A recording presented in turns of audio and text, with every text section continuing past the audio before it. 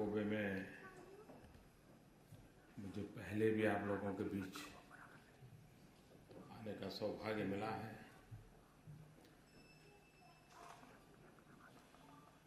तब तो पता तक नहीं था कि ऐसा कोई इंसान प्रधानमंत्री बन जाएगा। उस समय भी आप लोगों ने मुझे इतना प्यार दिया था कि जो मैं कभी भूल नहीं सकता हूँ। कोबे में आए और आपको मिले बिना चले जाएं,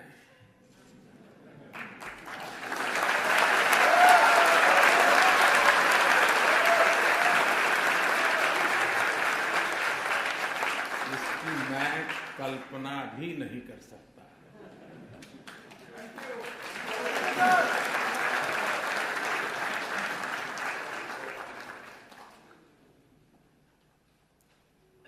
मैं कल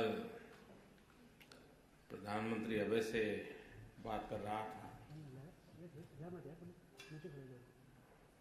कोबे के मेरे संबंधों के संबंध में मैंने उनसे कहा कि 2001 में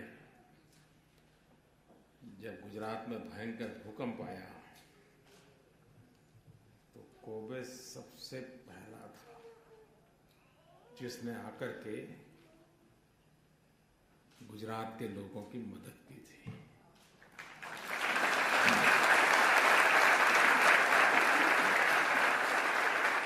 और उसके पहले ही यहां भूकंप हुआ था।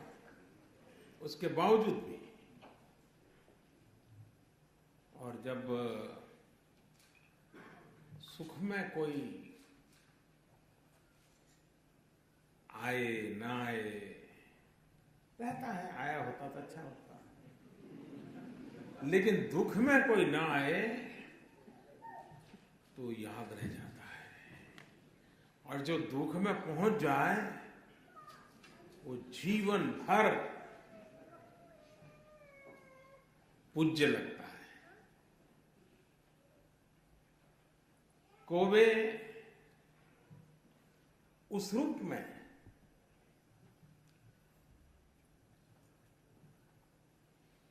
दुख की स्थिति में हाथ बटाने वालों में से सबसे पहले था। तो उसका स्मरण रहना, उसके प्रति आदर भाव रहना बहुत स्वाभाविक है। आप सब इस बात से गर्व करते होंगे, हिंदुस्तान की हर खबर आपका माथा ऊंचा करती होगी। करती है नहीं करती?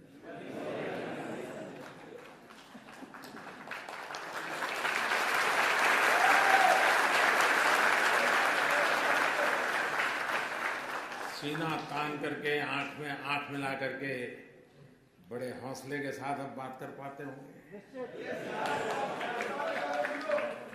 और उसका कारण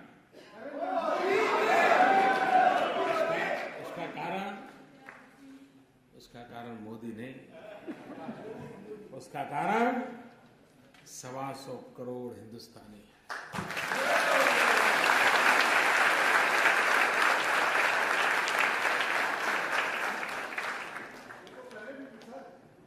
जिस लगन से देश को आगे बढ़ाने के लिए और विशेष करके भारत की युवा पीढ़ी ने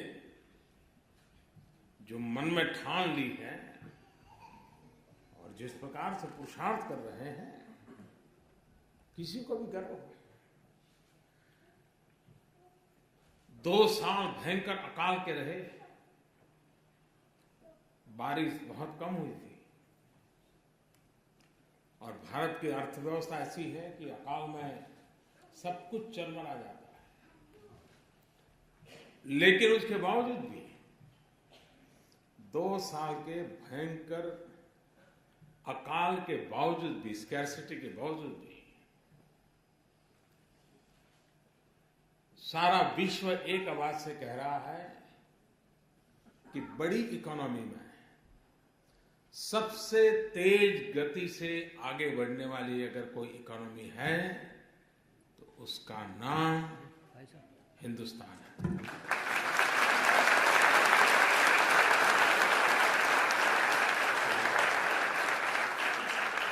IMF हो, वर्ल्ड बैंक हो, सब लोग एक स्वर से कह रहे भाई, IMF ने तो कह दिया भारत एक चमकता सितारा है, ऐसा। विश्व भर के अर्थशास्त्री मानते हैं कि भारत बहुत तेजी से आगे बढ़ रहा है। FDI, फॉरेन डायरेक्ट इन्वेस्टमेंट, मेरी FDI की अलग परिभाषा भी है। पहली परिभाषा है मेरी FDI की, फर्स्ट डेवलप इंडिया।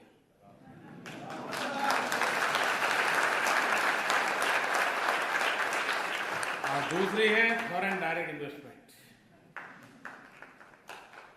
और इन दिनों भारत के इतिहास में सबसे ज्यादा FDI भारत को प्राप्त हो रहा है, और FDI प्राप्त करने का ग्रोथ रेट भी है, वो हिस्टोरिकली हाईएस्ट है। तो ये चीजें इस बात को उजागर कर रही है कि देश आर्थिक विकास में बहुत तेज गति से आगे बढ़ रहा है। हमारे देश में गरीबी की चर्चा हमेशा हुई है। ऐसा नहीं कोई मैंने आकर के शुरू की है, पहले भी हुई है, लेकिन ज्यादातर चुनाव के समय हुई है। बाद में सब भुला दिया। मैंने चुनाव के बाद शुरू कर दी है और बहुत तेज गति से उस बात को आगे बढ़ा रहा हूं कि देश को गरीबी से मुक्त करना चाहिए।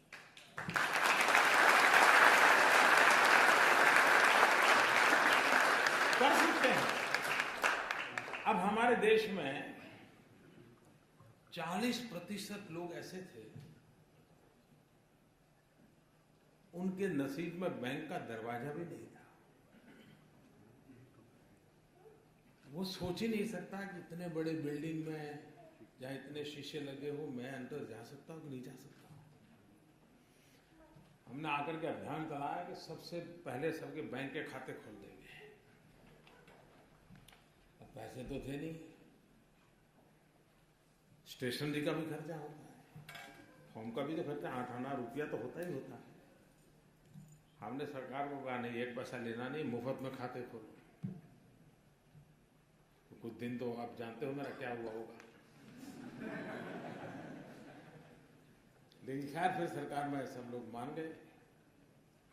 और हमने गरीबों से कहा कि आपके पास 1 नया पैसा नहीं होगा तो भी आपका बैंक का खाता खुलेगा। और देश में करीब करीब सभी गरीब परिवारों के बैंक के खाते खुल गए। अब हमने तो गरीबों को कहा था 1 रुपया नहीं होगा तो भी खुलेगा, लेकिन हमारे देश की विशेषता है,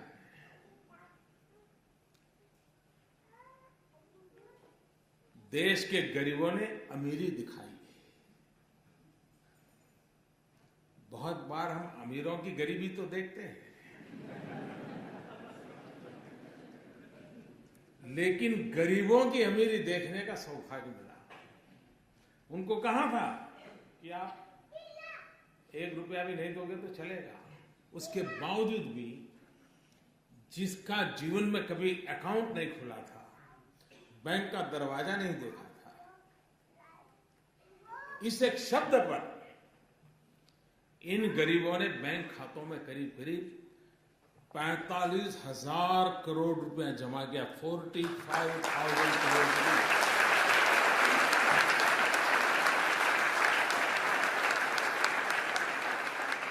ये है गरीबों की अमीरी, और यही है हमारे देश की सबसे बड़ी ताकत। जो देश हम जैसा चाहते हैं वैसा बनाने का सामर्थ्य रखती है। 2011 में जापान में बड़ी प्राकृतिक आपदा आई। आपके यहां भूकंप आया, सुनामी आई। उसी समय आपके यहां फुकुशिमा की दुर्घटना हुई। 2011 के वो दिन याद करें। बिजली में कटौती, पानी भी 4 बोतल जरूरत है तो 1 बोतल से चलाना, दही लाना है तो नहीं भाई मत लाओ, कम लाओ। और सिर्फ वहां नहीं जहां पर आपत्ति आई थी, पूरे जापान में सरकार ने इच्छा व्यक्त की सरकारी दफ्तरों के लिए, लेकिन इस देश की जनता ने इसे अपनी जिम्मेवारी माना और हर कोई कोट पैंट टाई बंद करो तो बंद किया, एसी बंद करो बंद किया, पानी जरूरत से ज्यादा मत लो नहीं लिया, कम चीजों से घर खाने में चलाते हो 3 सब्जी बनाते हो 1 सब्जी चलता है, ये आप लोगों ने किया, जापान के लोगों ने किया। जब मैं पढ़ रहा था ये सारी चीजें और जब मैं बाद में यहाँ आया था तब जब सुनता था लोगों से तो मुझे भी कभी होता था कि कैसे महान लोग हैं, देश के लिए क्या कुछ कष्ट झेलते हैं। लेकिन कभी कभी मौका मन में आता था कि क्या हमारे देश में भी ऐसा हो सकता है, क्या ये संभव है क्या? लेकिन आज मैं बड़े विश्वास से कह सकता हूं कि हिंदुस्तान का सामान्य मानवी भी अगर उसे अवसर मिले, मौका मिले, जिम्मेवारी की बात आ जाए, जैसा आपने करके दिखाया, वह भी पीछे रहने वालों में से नहीं है, ये मैं अनुभव से कहता हूं।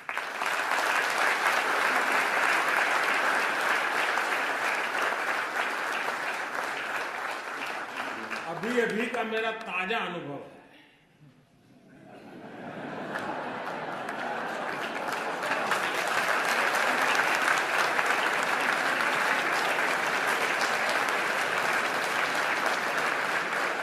कौन से वाला?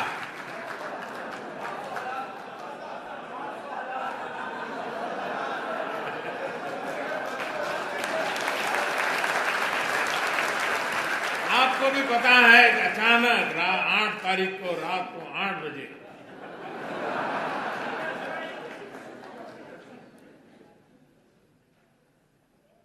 $500 और 1000 के नोट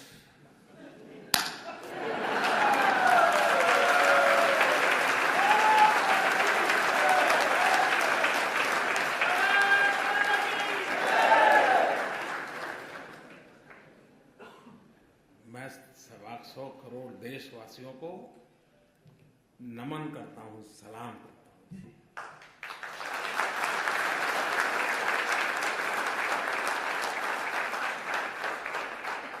घर में शादी है, वैसे नहीं है। मां बीमार है, 1000 के नोटों का थप्पा है, लेकिन मुश्किल है। इन सब के बावजूद भी तकलीफ है, ये पता है, खुद को है पता है, अड़ोस पड़ोस को है पता है, उसके बावजूद भी लोग मुंह में उंगली डाल डाल करके पूछवाते थे, मोदी को कुछ बोलो, कुछ मोदी के खिलाफ बोलो, ऐसा भी चल रहा है। लेकिन मैं देश के लोगों को 100 सलाम करता हूं।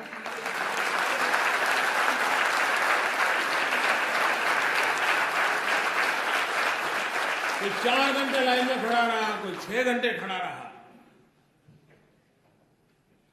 लेकिन तकलीफ झेली, लेकिन देश के हित में इस निर्णय को वैसे ही स्वीकार और स्वागत किया है जैसे 2011 में जापान के हर नागरिक ने करके दिखाया।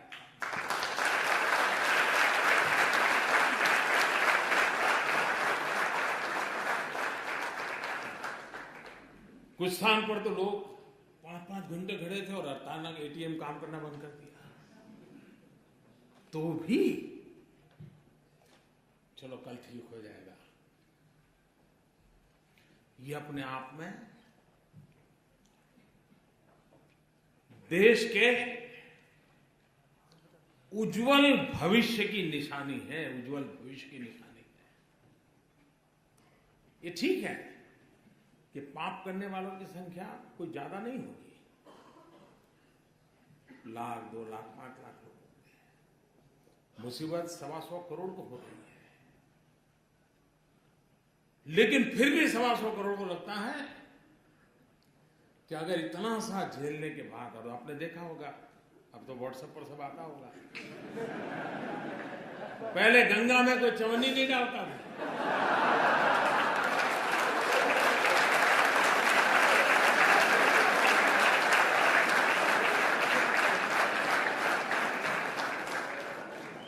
नौटे बह रही है गंगा।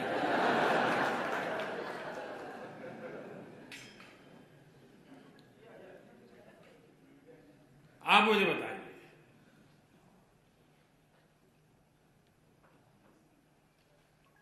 ये चोरी का माल निकलना चाहिए नहीं निकलना चाहिए? सामान्य मानवी को शिकायत ये होती है कि आप एक को फायदा हो और दूसरे को नुकसान हो, तो उसको लगता है भाई कानून सबके 500 की नोट गई, सबकी 1000 की नोट गई, मोदी की भी 1000 की नोट अब बाजार में चलने वाली नहीं है, तो लोग कहते भाई ये बढ़िया है। ऐसा होना चाहिए, हर एक के लिए समान उसका असर है।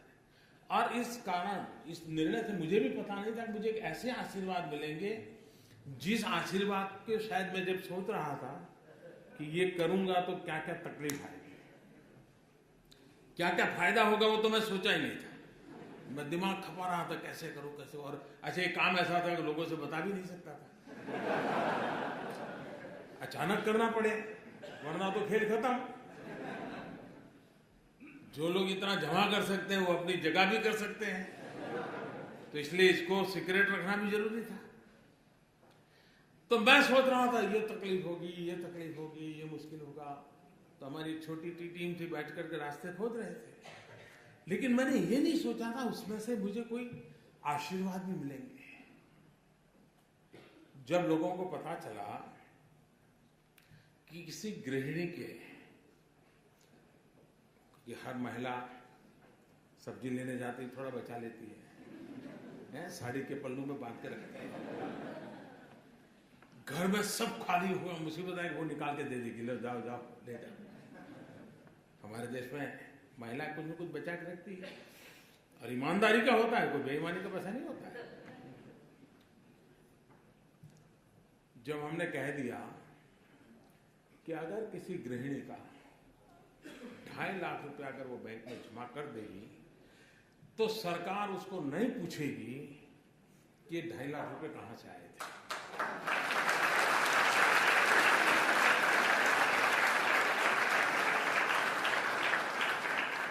उसका परिणाम क्या हुआ मालूम है?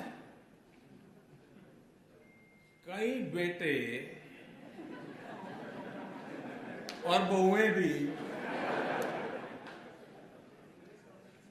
जो वृद्धाश्रम में मां को रख के आए थे, उन्होंने 2.5 लाख रुपए जमा करा दिया मां के खाते में।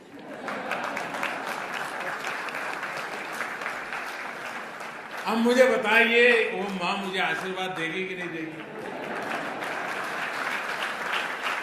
ऐसी वृद्ध मां आशीर्वाद दे तो फिर योजना सफल होने में कोई आशंका रहती है क्या? भाइयों बहनों, ये बहुत बड़ा स्वच्छता का अभियान है। ये किसी को परेशान करने के लिए नहीं है। तकलीफ हुई है, तकलीफ तो होती, मुझे भी अंदाज, मैंने पहले दिन भी कहा था, जब 8 तारीख को मैंने राष्ट्र के नाम संबोधन किया तब भी कहा था कि इतना बड़ा देश है, 50 दिन दिए, जल्दबाजी करने की जरूरत नहीं, 50 दिन दिए हैं, जाकर के अपने जो ईमानदारी के हक के पैसे हैं वो जमा कराएं, बदले में उनको खाते में पैसे आ जाएंगे। लेकिन मैं इस बात को स्पष्ट मानता हूं, बिना हिसाब का अगर कुछ आया हाथ तो उसका देश आजाद हुआ तब से आज तक का हिसाब चेक करने वाला हूं।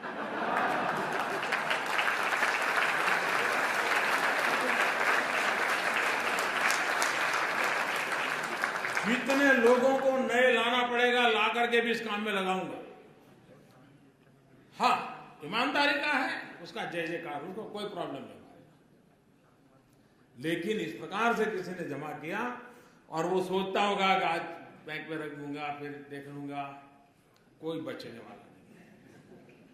और जो लोग मुझे जानते हैं वो कुछ समझदार भी है, तो उनको लगता है यार बैंक में जाने के बजाय गंगा जी में जाना अच्छा है। पैसे मिले या न मिले, पुण्य तो मिल जाएगा। और इसलिए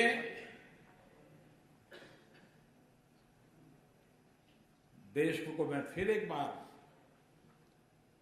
आज पहुंचते ही फिर से भी मैं लोगों को बार बार कहने वाला, ईमानदार लोगों की रक्षा करने के लिए मेरी सरकार सब कुछ करेगी और बेईमानों को तो हिसाब चुकता होके ही रहेगा।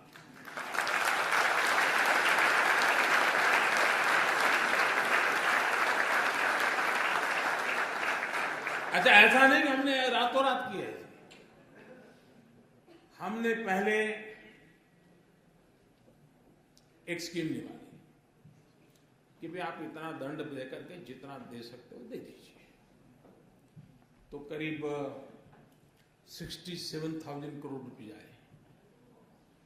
तब भी कुछ लोग तो कहते थे कि मोदी फेल हो गए, मोदी का कुछ नहीं हुआ, लेकिन आखिर भी आंकड़ा आया तो अब वो बोलते ही नहीं है। और पिछले 2 साल में इस प्रकार के अलग अलग जो प्रयास किए, करीब करीब 1.25 लाख करोड़ रुपया वापिस आया। 1.25 लाख करोड़ रुपया।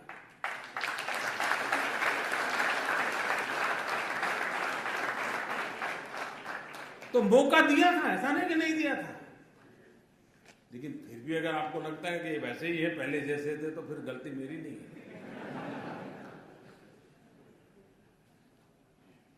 और इसलिए और जो लोग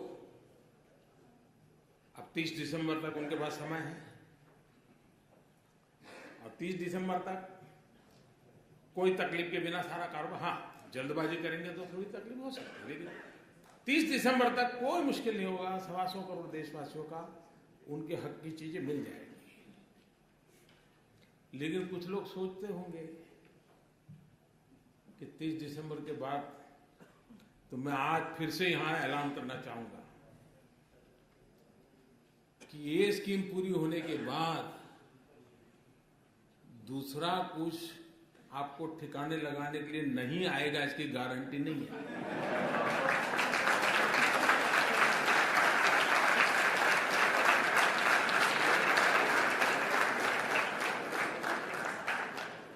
अब दुनिया इतनी बदल चुकी है, हमने मुख्य धारा में, आप ठीक है पहले कर लिया भाई, मैंने मौका दिया, बेटों का नसीब की चिंता करो। लेकिन मेरे प्यारे देशवासियों, आप लोग यहां कड़ी मेहनत करके भारत का नाम रोशन करने में लगे हैं। आपके पुरुषार्थ से देश का गौरव भी बढ़ता है। दुनिया में जहां भी जाते हैं, भारतीय समुदाय के व्यवहार की बहुत ही सकारात्मक चर्चा विश्व में जहां जहां भारतीय समुदाय रहता है उनसे मिलती है सुनने के लिए, और उसके कारण भारत की साख भी बढ़ती है, भारत की प्रतिष्ठा भी बढ़ती है। तो ये आप लोगों का बहुत बड़ा योगदान है। मैं फिर एक बार आप सबको मिलने का मुझे अवसर मिला, मैं आपका बहुत बहुत धन्यवाद करता हूं और मैं आपको विश्वास दिलाता हूं कि अब हिंदुस्तान निरंतर आगे बढ़ने वाला है, विकास की नई ऊंचाइयों को पार करने वाला है। जो सपने आप दुनिया में जाकर के दुनिया देखते हो और जो अच्छी चीजें आप हिंदुस्तान में चाहते हो, वो सभी अच्छी चीजें हिंदुस्तान में होना संभव हो चुका है, होके रहेगा। बहुत बहुत धन्यवाद।